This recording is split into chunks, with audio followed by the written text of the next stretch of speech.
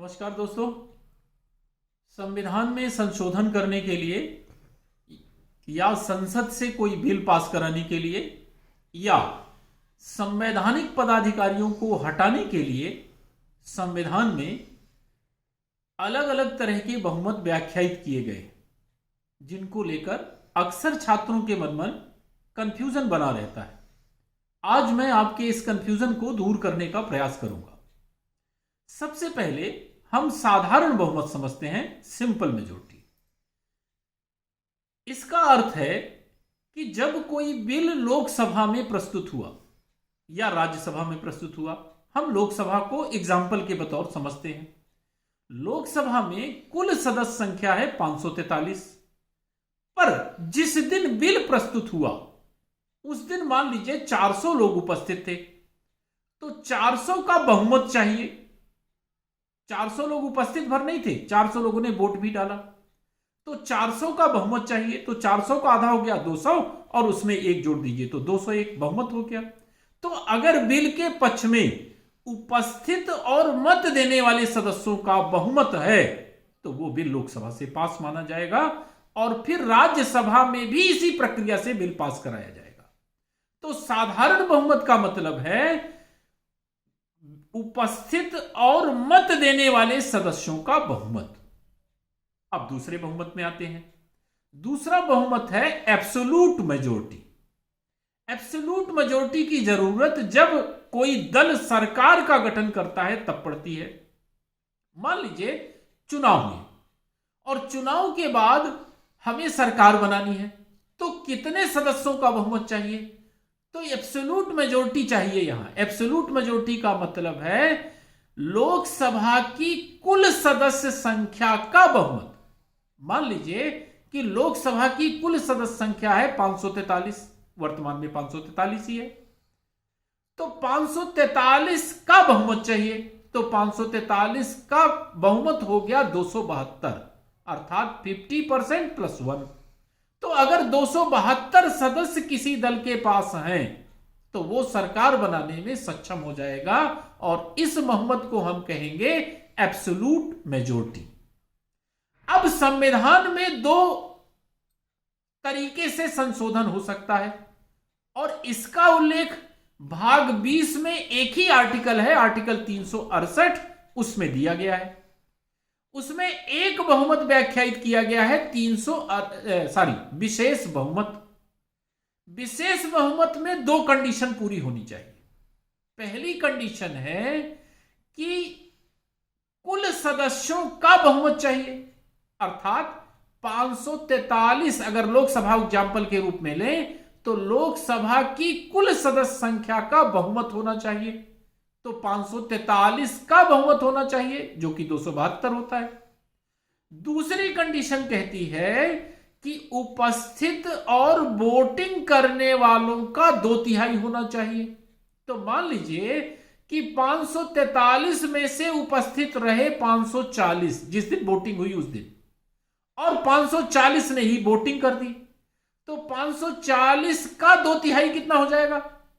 360।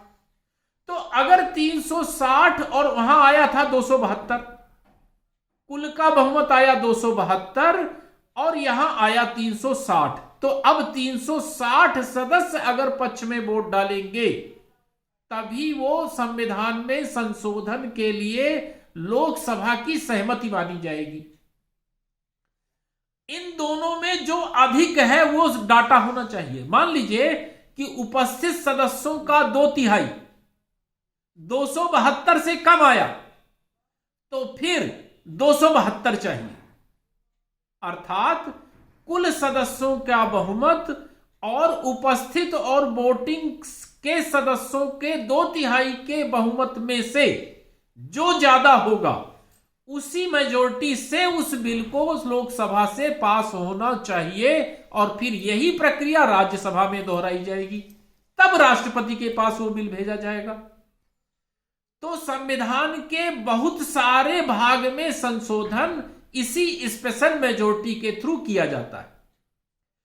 अब संविधान का वो भाग जो फेडरल स्ट्रक्चर से संबंधित है, जिसका संबंध केंद्र और राज्य दोनों से है, उसमें विशेष बहुमत तो चाहिए ही चाहिए, जो अभी मैंने बताया। इसके साथ साथ आधे राज्य विधानमंडलों का समर्थन भी चाहिए।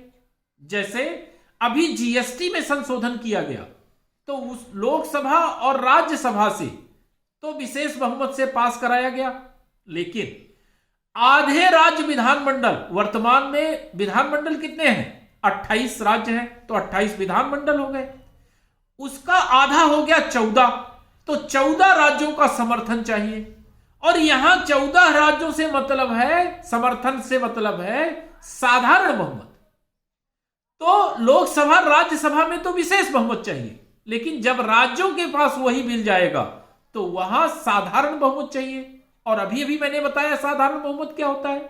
साधारण बहुमत होता है उपस्थित और वोटिंग करने वालों का बहुमत। तो उस दिन जैसे मध्य प्रदेश की बात करें तो मध्य प्रदेश में 230 विधानसभा मेंबर है, तो अगर 200 उपस्थित रहे तो मध्य प्रदेश के अगर 101 मेंबर जीएसटी के पक्ष में वोट डाले होंगे तो जीएसटी पास हो गया होगा। तो यह हो गया विशेष बहुमत प्लस आधे राज्यों का समर्थन। अब एक बहुमत और दिया हुआ है देन मेजोरिटी, या उसी को कहते हैं तात्कालिक सदस्यों का बहुमत।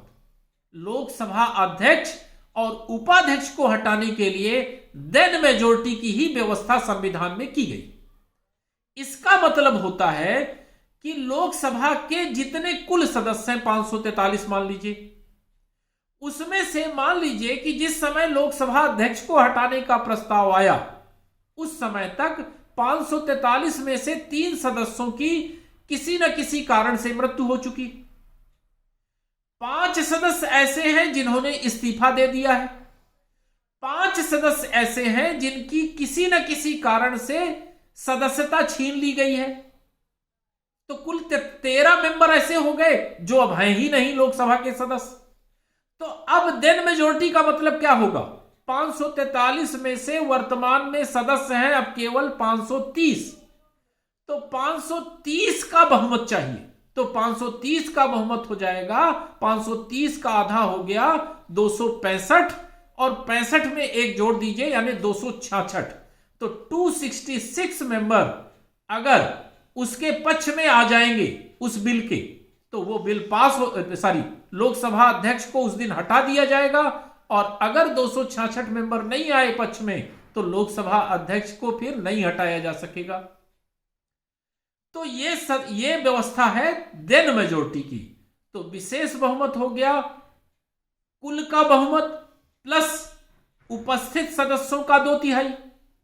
साधारण बहुमत हो गया उपस्थित और वोटिंग का आधे से एक ज्यादा।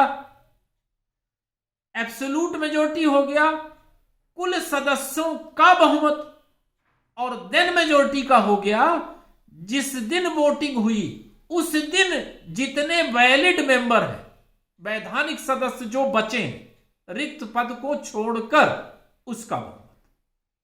मेरी समझ से आपको बहुमत के सारे आयाम समझ में आ गए होंगे और कोई डाउट अब नहीं बचा होगा। अगर कोई डाउट हो तो आप कमेंट बॉक्स में लिखकर पूछ भी सकते हैं। धन्यवाद।